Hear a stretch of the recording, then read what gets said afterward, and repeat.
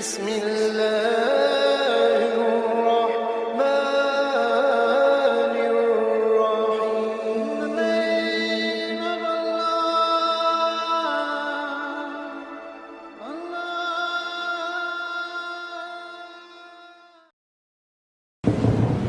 Assalamualaikum warahmatullahi wabarakatuh. Alhamdulillahirrabbilalamin. Wassalatu wassalamu ala rasulillah wa ala alihi wa ashabihi wa wafatihil kiram ajma'in. Puji syukur kita kehadirat Allah subhanahu wa ta'ala.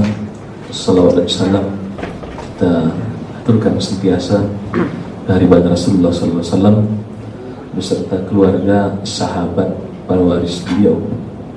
Kemudian ingatan takzim kita sentiasa keharibaan sekalian ahli silsilah dari Naqsyabandiyah, dari semuanya, khususnya ayah guru, buya dan abu, abang-abang, kakak-kakak yang dirahmati Allah. Ada satu hadis yang dari segi periwayatannya itu lemah, tetapi para ulama mengkategorikan hadis ini dengan kategori hasan atau baik. Jadi dari segi periwayatan dia tidak kuat, tetapi dia baik untuk menjadi dalil. Saya tidak bacakan lengkapnya ya, tapi kira-kira suatu ketika turun dari mimbar, Rasulullah itu mengucap amin sebanyak 3 kali. Rasulullah mengaminkan doa Jibril rupanya. Jadi Rasulullah bersabda, tadi Jibril berdoa 3 kali. Yang duanya lagi saya lupa ya, tapi salah satu doanya, ya Allah, jangan engkau terima puasa umat Muhammad yang sebelum masuk bulan Ramadan mereka tidak memaafkan kesalahan saudaranya. Jadi bukan maaf-maafan dalam pengertian salaman ya, tapi tidak memaafkan kesalahan saudaranya. Hadis ini tidak sahih, tapi para ulama mengkategorikan ini hasan atau baik ya. Jadi memang ada anjuran kita sebelum masuk bulan Ramadan itu maafkan. Dan ini dilakukan oleh Yang Mulia Abu. Kalau Yang Mulia Abu mengatakan begini, coba kita bayangkan ya, kita percaya, anggaplah kita percaya hadis tadi itu sahih. Yang berdoa itu Jibril, yang mengaminkan Rasulullah. Itu saya kira tidak ada doa yang lebih makbul daripada doa itu kan. Jadi itu perlu digarisbawahi. Dan memang maafkan itu kan bagus-bagus saja ya. Baiklah. Sekarang ada beberapa hal yang saya ingin berbagi cerita, tentu yang saya peroleh dari Yang Mulia Abu semuanya ya. Yang pertama tentang menyambut Ramadan, yang kedua tentang Ramadan itu sendiri ya, dari berbagai hasil diskusi dengan Yang Mulia Abu. Ini sampai dengan saat ini, setakat ini boleh dipahami yang saya cakapkan ya. Nah, baiklah. Jadi memang ya, bulan Ramadan itu ya, kalau dari masa ke masa dengan Yang Mulia Abu, itu sentuhan dengan Yang Mulia Abu itu semakin tinggi ya. Jadi bisa, ya saya kira ya, hidup saya dulu itu aja. Hidup saya nggak banyak sebetulnya ya. Hidup saya ya di samping seperti kita biasa, sholat 5 waktu, makan, tidur gitu. Kemudian jumpa Yang Mulia Abu, itu aja hidup saya sehari-hari. Dan lebih lagi kalau bulan puasa ya. Dan kalau bulan puasa memang saya perhatikan dari masa ke masa Yang Mulia Abu itu selalu menceritakan banyak perkara-perkara yang tidak diceritakan di bulan lainnya. Baiklah, kita cerita dulu sebelum masuk Ramadan. Jadi para sahabat ya, saya baca, saya menemukan sebuah tulisan. Para sahabat itu, kalau kita mungkin ya di Malaysia atau di Indonesia, istilahnya mulai merasakan suasana Ramadan itu biasanya berapa masa sebelum masuk Ramadan? Boleh dipahami maksudnya ya? Berapa masa sebelum masuk Ramadan? Berapa hari? Berapa hari? 2 hari. Seminggu. Dan lain-lainnya. Saya baca seorang ulama salaf, dia menulis para sahabat itu 6 bulan sebelum masuk Ramadan mereka sudah berdoa. 6 bulan. Jadi suasana Ramadan itu sudah datang kepada mereka 6 bulan sebelum. Dan 6 bulan selepas Ramadan mereka itu berdoa lagi supaya puasanya diterima. 6 bulan sebelum berdoa supaya umurnya sampai. Dan ini dilakukan oleh Rasulullah 2 bulan sebelum masuk Ramadan. Doanya, Allahumma barik lana fi Rajab wa Sya'ban wa balighna Ramadan. Berkahi saya, berkahi kami di bulan Rajab, di bulan Sya'ban, dan sampaikan usia kami di bulan Ramadan. Artinya Rasulullah itu memang menanti-nanti Ramadan juga kan. Kalau dari kesaksian saya sendiri ya, Yang Mulia Abu pernah mengatakan, Yang Mulia Abu juga 2-3 bulan sebelum masuk Ramadan, suasana Ramadan itu sudah hadir. Sudah sudah ada kerinduan terhadap Ramadan itu. Makanya kalau di Sumatera Barat dulu di Indonesia ya, ini zaman dulu ya, zaman-zaman mungkin sebelum kemerdekaan Indonesia ya, ataupun mungkin sebelum ditemukan sabun ya. Iya betul, sebelum ditemukan sabun ya. Ada tradisi dulu kalau masuk Ramadan itu ada namanya mandi balimau ya. Dia mandi di sungai ramai-ramai pakai limau supaya wangi badan dia kan. Dan ini tradisi ini terbawa juga kita di Surau dulu kan. Sebelum masuk Ramadan biasanya ada apa? Bunga, mandi bunga ya. Bunga apa? 7 jenis. Hah? Berapa jenis bunga? Berapa jenis ya? 7. Rampai ya. Bunga rampai. Kalau Bang Muhajir bunga kembang 7 rupa. Jadi ada itu sebetulnya itu tradisi ya. Kalau Yang Mulia Abu memaparkan, intinya dia ingin masuk Ramadan itu dengan hati yang yang siap menyambut rahmat Allah Subhanahu wa taala. Dan bagian dari persiapan itu dia membersihkan badannya, kan begitu sebetulnya. Cuman ya zaman dulu pakai limau karena sabun nggak ada kan. Kalau sekarang ada Biore, Lux, Axe gitu kan. Pakai itulah jadi sekarang kan gitu sebelum masuk. Jadi ada persiapan-persiapan dan diantaranya itu maaf-maafan ya. Makanya dulu kalau tradisi Yang Mulia Abu di setiap mau masuk Ramadan itu beliau maaf-maafan dengan semua ansor itu, dengan semua anak surau yang bisa 100 sampai 200 orang itu kan dulu di surau bawah dulu. Maaf-maafan ya, salam-salaman satu persatu. Belakangan Yang Mulia Abu nggak ikut lagi, tradisi itu masih terus, tahun lalu masih ada gitu ya, salam-salaman kan.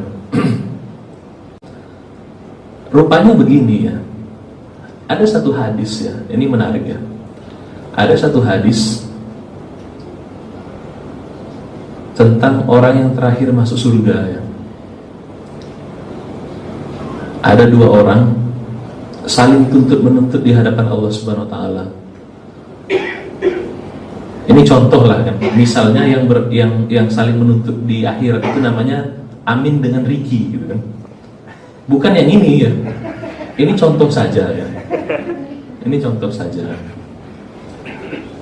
Amin berkata kepada Tuhan, Riki berbuat begini-begini kepada saya. Dia pakai sendal saya. Riki menjawab, iya tapi Amin juga berbuat begini-begini kepada saya. Dia mengambil makanan saya tanpa sepengetahuan saya. Mereka saling menuntut hak satu sama lain di hadapan Tuhan.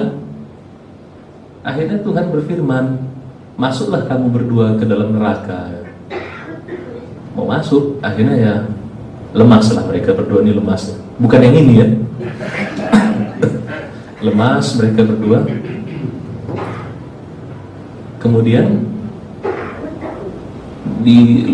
ini tidak persis ya riwayatnya, tapi kira-kira gambarnya seperti ini ya. Di tengah lemasnya mereka itu Tuhan menampakkan gambaran surga. Ditampakkan pada mereka berdua surga, dan takjub mereka berdua melihat surga itu.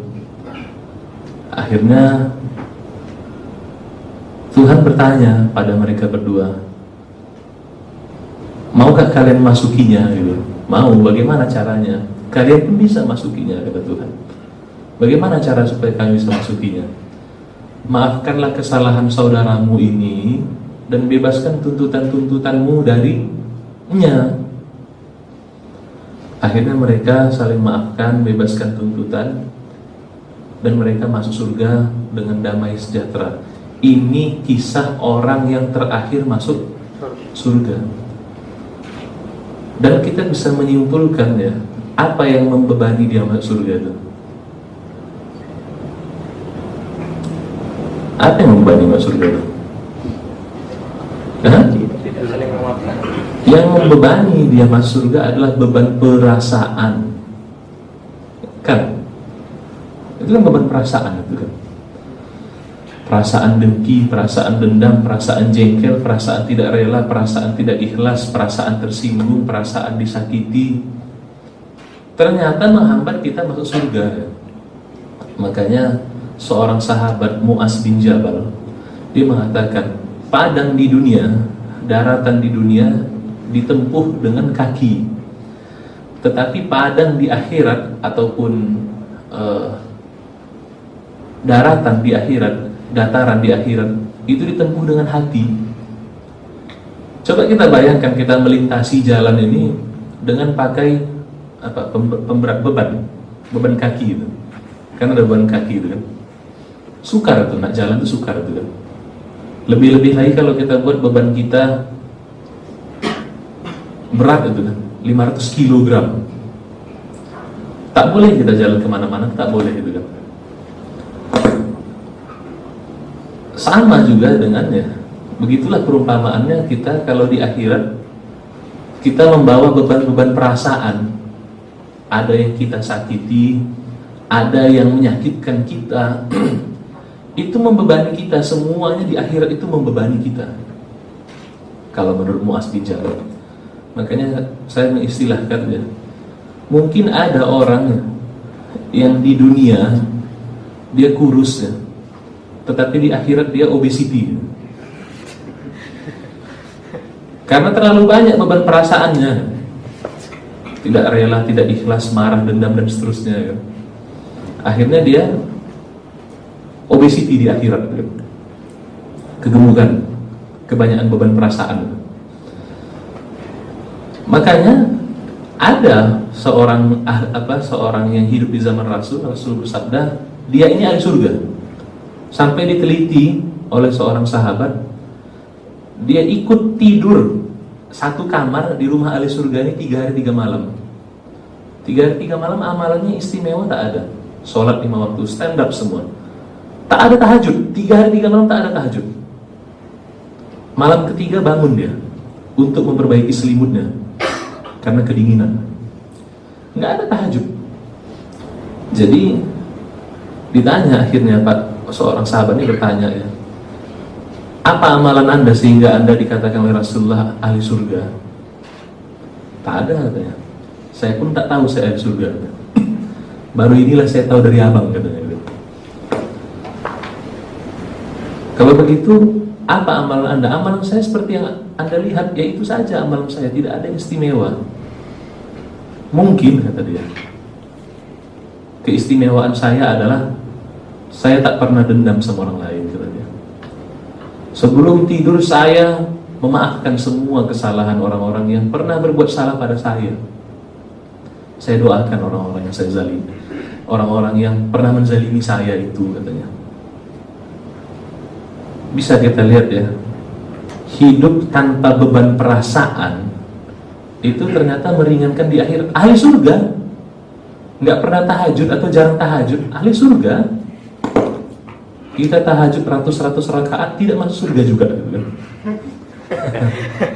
Pun kalau sanggup tahajudnya tadi kan, dia nggak ngapa-ngapain, tahu-tahu masuk surga. Syaratnya apa yang dia buat? Tidak membawa beban perasaan, dia maafkan orang lain. Makanya bisa kita simpulkan ya, kalau bolehlah kita meninggal dunia, jangan ada beban perasaan lah. Dan kalau boleh, sebelum masuk bulan Ramadan, jangan ada beban perasaan. Kalau boleh lagi, sebelum masuk hari esok pun jangan ada beban perasaan. Kalau boleh setiap malam kita berdoa, ya Allah ampuni dan rahmati orang-orang yang menzalimi saya, yang saya zalimi, yang saya cintai, dan yang mencintai saya, serta ampunilah semua muslimin muslimat. Kan luar biasa ya. Makanya memang kalau kita lihat ya, yang mulia itu kan sering menyeru maafkan, ikhlas. Sangat nampak yang mulia itu mengajak kita menjadi ahli surga sejak sekarang gitu kan begitu. Karena ahli surga itu sifatnya tidak ada beban perasaan ya. Jadi beban perasaan ini bukan hanya membebani di dunia, di akhir juga membebani. Kalau di dunia jangan tanya apa efek dari beban perasaan, itu banyak sekali ya. Jadi itu kesimpulan saya yang pertama ya. Kalau boleh lah kita hidup jangan ada beban perasaan. Dan ada hadis, atau kalau tidak salah hadis ya, entah hadis ini sahih atau tidak, tapi setidaknya bisa kita kategorikan ini hasan atau baik ya. Masuk surga sebelum masuk surga, masuklah surga sebelum masuk surga. Di surga tidak ada dendam kan gitu. Di surga tidak ada ketersinggungan, katanya tidak ada ucapan melainkan salaman, kedamaian, keselamatan, kesejahteraan, kebaikan, ketentraman. Kalau bisa kita udah seperti ahli surga dulu. Caranya maafkan. Jadi itulah dia ya. Makanya nanti kalau sempat ya, dalam rangka menjual maaf-maafan ya, setelah ini kita salam-salaman ya, kalau sempat ya. Jadi berat itu pertanyaan itu kan. Bagaimana cara menangkap Lailatul Qadar itu? Ya aku tertawa lah kan. Tertawa, terkejut gitu. Ditanya Abu, kenapa abang mengatakan begitu? Iya, soalnya kata ayah guru, manggilnya waktu itu manggil nama, Bang Don ini, Bang Haji Don ini ahli menangkap Lailatul Qadar. Makin ketawa lah yang mulia Abu gitu.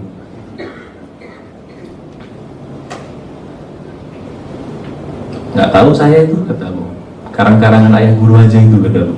Gitu pula kata Abu. Ya saya, setelah saya dengar cerita itu, setiap bulan Ramadan saya korek Lailatul Qadar, saya berusaha mengorek itu kan, sama yang mulia Abu kan. Saya tanya dari tahun ke tahun, nampaknya kapan Lailatul Qadar gitu. Setiap tahun saya tanya dan tak pernah dijawab gitu. Tak pernah dijawab. Nah, cuman begini,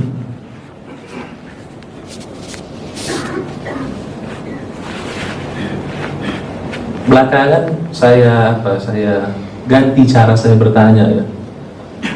Saya tak lagi tanya kapan Lailatul Qadar gitu. Karena pasti tak dijawab Abu gitu. Saya tanya aja sama Abu, kok bisa Abu ini dijuluki begitu? Tak tahulah saya, kata Abu. Saya bujuk-bujuk lagi. Ya kan ada sebab itu gitu. Ya nanti aku cerita. Tadi saya sebelum masuk Ramadan itu hati saya udah bergembira mau menyambut Ramadan gitu. Dan ada hadis lagi ya, sebagian ulama mengatakan ini palsu hadis ini, walaupun Ustadz Bami menemukan hadis ini sahih gitu. Katanya siapa yang berbahagia menyambut Ramadan diharamkan jasadnya dari api neraka. Yang pasti para sahabat melakukan mengalami itu, Rasulullah mengalami itu, yang mulia itu mengalami itu. Dan bukan seminggu 2 minggu, berbulan-bulan sebelum masuk Ramadan sudah bahagia gitu. Wah, saya dapat satu poin. Oh, berarti aku ini bahagia sebelum masuk Ramadan. Kemudian bagaimana lagi sebetulnya Abu menyambut ini Ramadan ini? Adalah satu ketika, satu malam.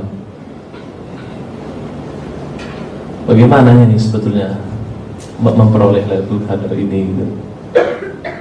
Abu bilang, sebetulnya kita ini ikhlas saja kepada takdir Allah, kata Abu. Jangan pula begini, kata Abu.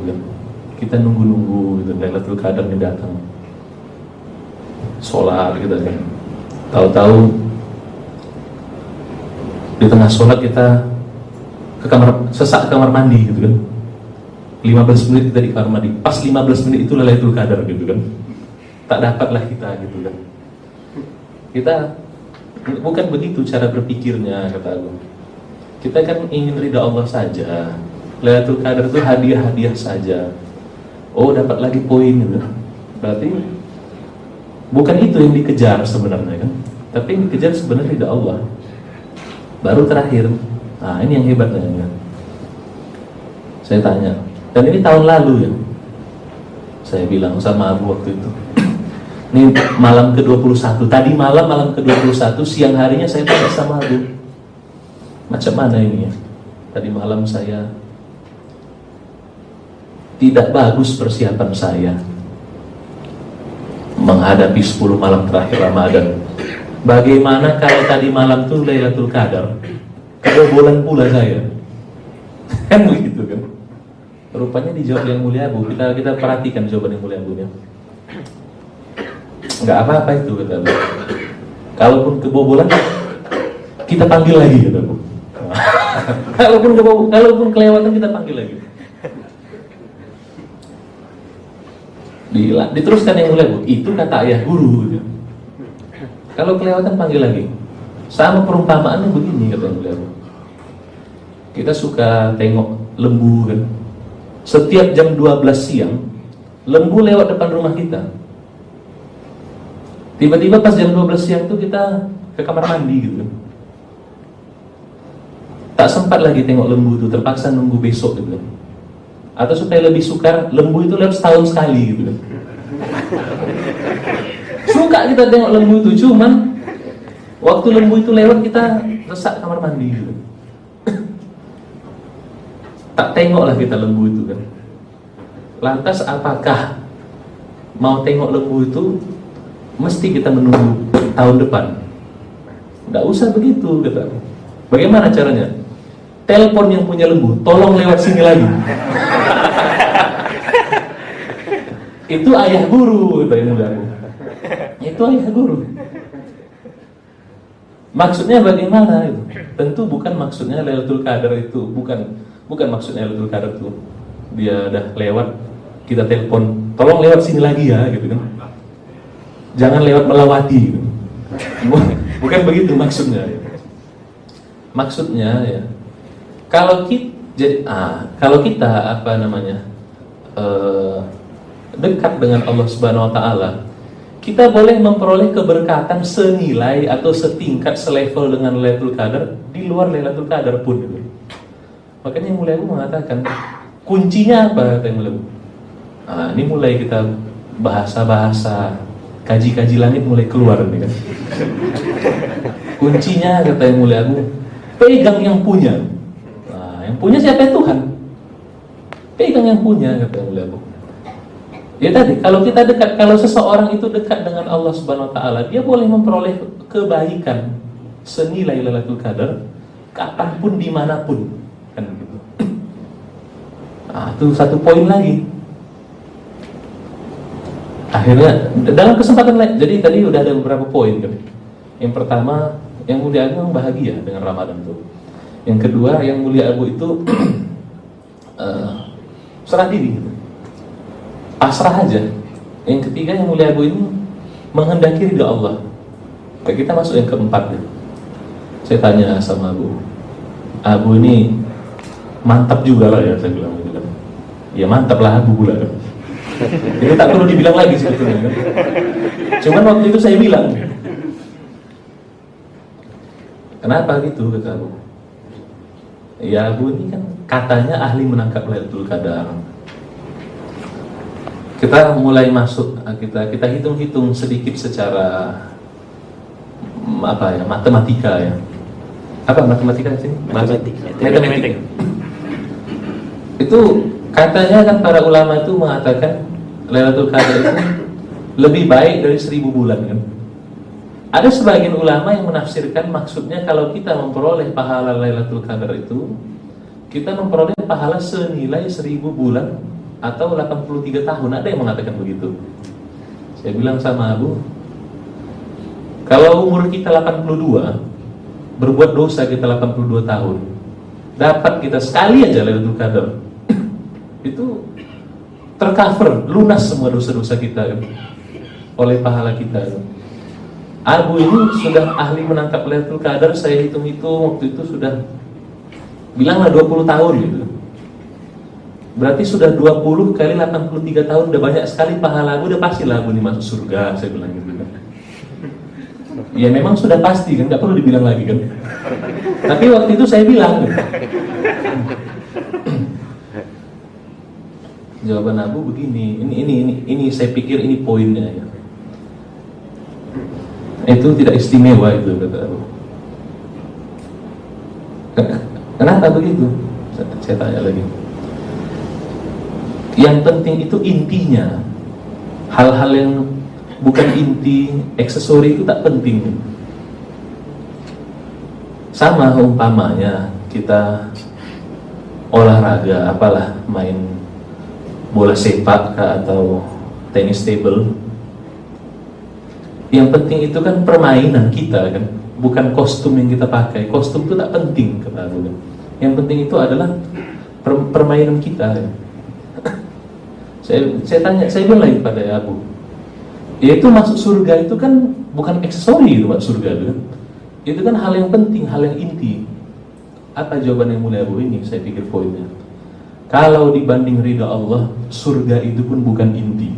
Nah ini, dibanding ridha Allah, surga itu pun bukan inti. Jadi nampak di situ sebetulnya paling sangat menampakkan cara berpikir yang mulia Abu itu bagaimana. Sebetulnya cara berpikir beliau itu ilahi anta maksudi wa ridhaka matlubi. Makanya ilahi anta maksudi itu bukan sekedar doa ya.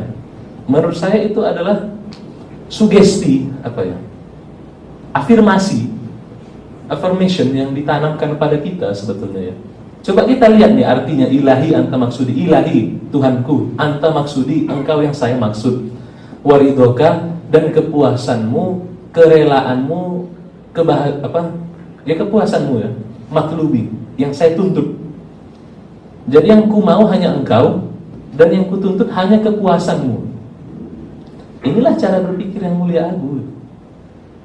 Dan saya baru menemukannya, tadi siang saya baca tulisan Syekh Abdul Qadir Jailani. Barang siapa yang menginginkan akhirat, hendaknya dia berzuhud akan dunia.